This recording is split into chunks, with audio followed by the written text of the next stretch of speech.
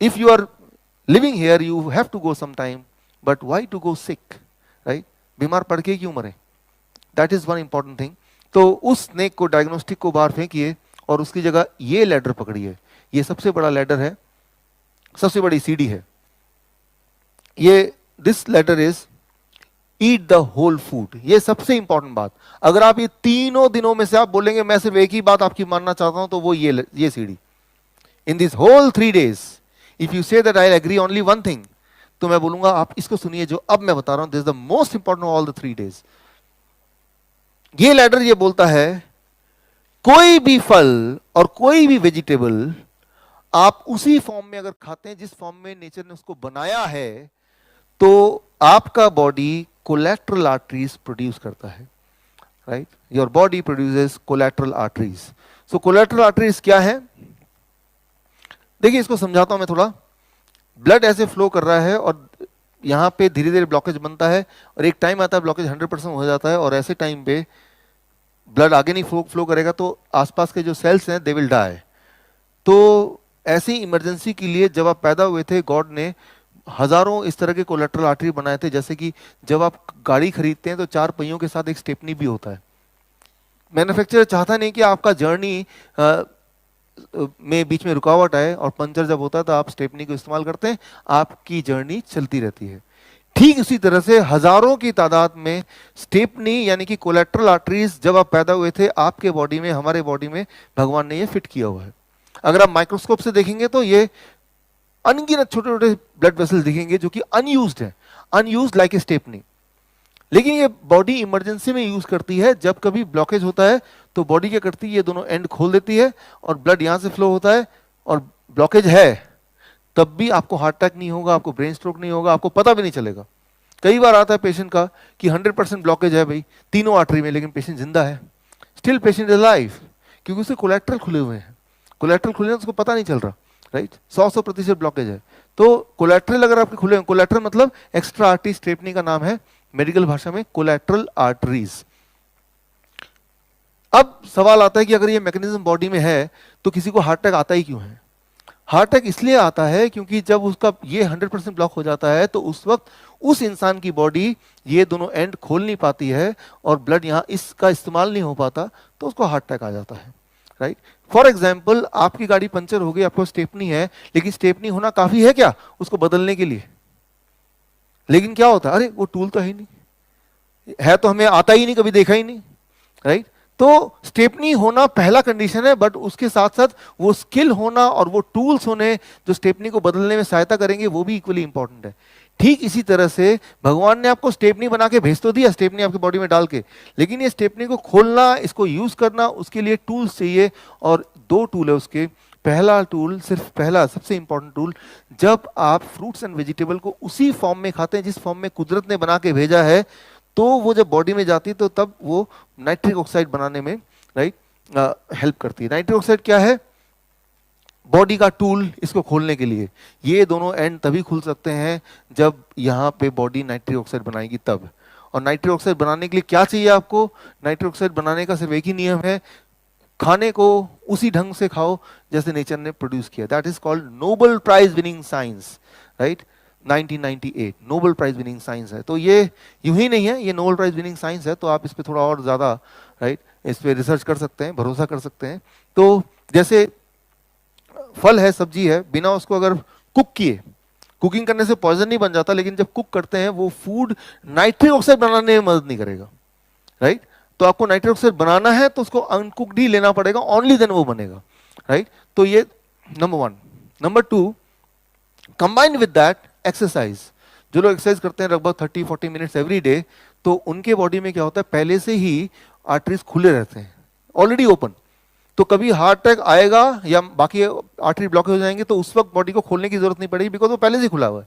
Right, so that is also important. तो अगर आप उनमें से हैं जो पहले से एक्सरसाइज करते आए हैं, राइट, और साथ में अगर आप ये भी शुरू कर दें जो मैंने अभी बताया आपको कि रोज आपको फ्रूट्स एंड वेजिटेबल उसी फॉर्म में खाना है जिस फॉर्म में कुदरत ने बनाया. जैसे कल का DIP डाइट था, DIP डाइट आपको याद है, क्वांटिटी कितना है वो मैंने बता दिया.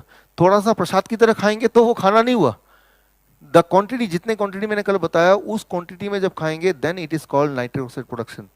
इसके लिए एक छोटा सा रूल आप देखिए, हार्ट, हार्ट का साइज कितना है, इतना साइज है, कितना ग्राम का है, करीब 250 ग्राम, 2 सेब के बराबर, राइट।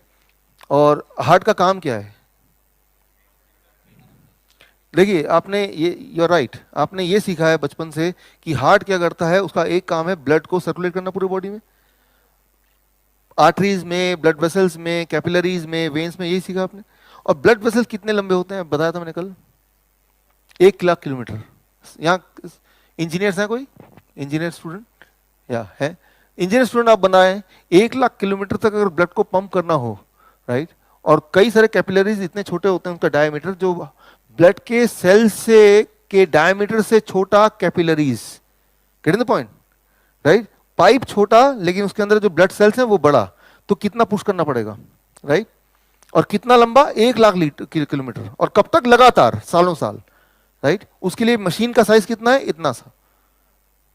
साइंस में, इंजीनियरिंग में क्या लगता है लॉजिकली पॉसिबल है, इतना छोटा सा मशीन, अगर इसको मशीन माने, पंप माने, और इतना लंबा धक्का देके ब्लड को वो लगातार सर्कुलेट कर रहा है, क्या ये लगता है कि ये थोड़ा सा अजीब सा नहीं लग रहा, राइट। तो मैं ये बोलना चाह रहा हूं कि हार्ट क्या करता है, हार्ट का सिर्फ इतना काम है ब्लड को अपने से बाहर फेंकना, उतनी ताकत है उसमें, पूरा सर्कुलेट करने की क्षमता नहीं है उसमें, ब्लड को बाहर फेंकना बस। लेकिन अब क्वेश्चन क्या आएगा, अगर हार्ट सर्कुलेट नहीं करता तो कौन सर्कुलेट करता, सर्कुलेट तो होता है। जो ब्लड वेसल है, ब्लड वेसल का इनर लेयर है, that is called endothelium layer, and जो नाइट्रिक ऑक्साइड है वो इनर लेयर प्रोड्यूस करता है। और इनर लेयर जब नाइट्रिक ऑक्साइड प्रोड्यूस करता है, दैट इज द टाइम जब ब्लड को धक्का मिलता है एंड इट सर्कुलेट्स, राइट। तो जो पूरा जो कॉर्नरी, पूरा जो आर्टरीज है हमारे, सारे arteries along with the heart, that is our total heart. Heart is not this one. जो पंपिंग का काम है सारे ब्लड वेसल को मिला के और हार्ट को मिला के तब जाके है, और उस पंपिंग में जो major contribution that is nitric oxide. इसका मतलब यह है कि नाइट्रिक ऑक्साइड आपका बॉडी बना रहा है तभी ब्लड पंप हो रहा है, that is the most important molecule, सबसे इंपॉर्टेंट मॉलिक्यूल है आपके उस जिंदा रखने के लिए नाइट्रिक ऑक्साइड। जो कहाँ प्रोड्यूस होता है वो इतना इंपॉर्टेंट है कि वो हर जगह प्रोड्यूस होता है, ब्लड वेसल के इनर लाइन में, और इनर लाइन तो हर जगह ही है, और उससे वो आगे पुश होता है। लेकिन नाइट्रिक ऑक्साइड प्रोड्यूस करने के लिए बॉडी को जो चीज चाहिए वो है रॉ फ्रूट्स एंड वेजिटेबल। आप देखेंगे मेरे पास जब पेशेंट आते हैं, मैं एक ही काम बोलता हूँ, डायबिटीज एजुकेटर को मैंने बोला है कि आप बोलो कि भाई पहले लिखो क्या आप खाते हो।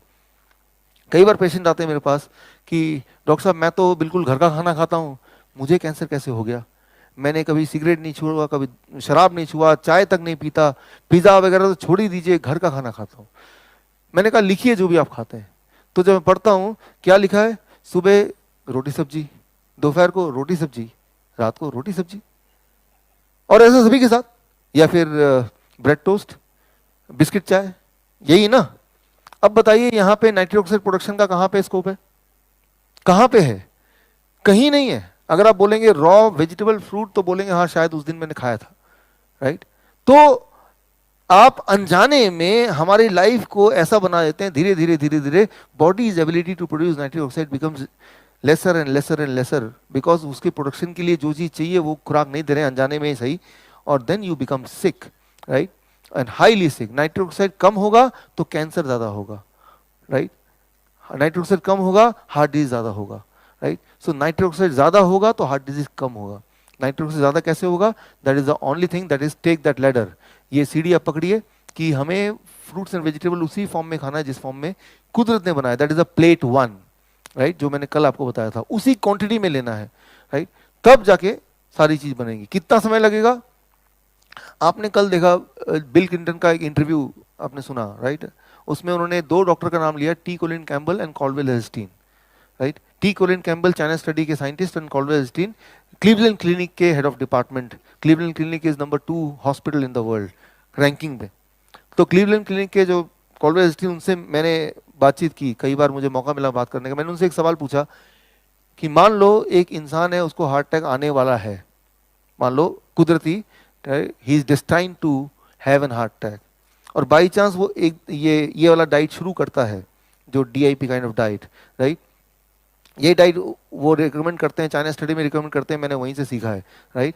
तो कितने दिन बाद वो प्रोटेक्टिव जोन में आ जाएगा कि उसके हार्ट अटैक और ब्रेन स्ट्रोक आने का खतरा टल जाएगा, कितने समय इस डाइट पे रहने के बाद?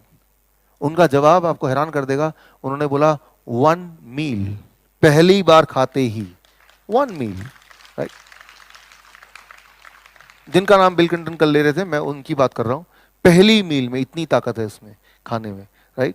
तो अगर आपको हार्ट अटैक आना ही था और आपने उससे पहले एक भी डाइट शुरू कर दिया है तो वो पोस्टपोन हो सकता है। That is the power of this diet, right. 1 meal. Heart disease को बनाने में सालों साल लग गए होंगे, लेकिन उसको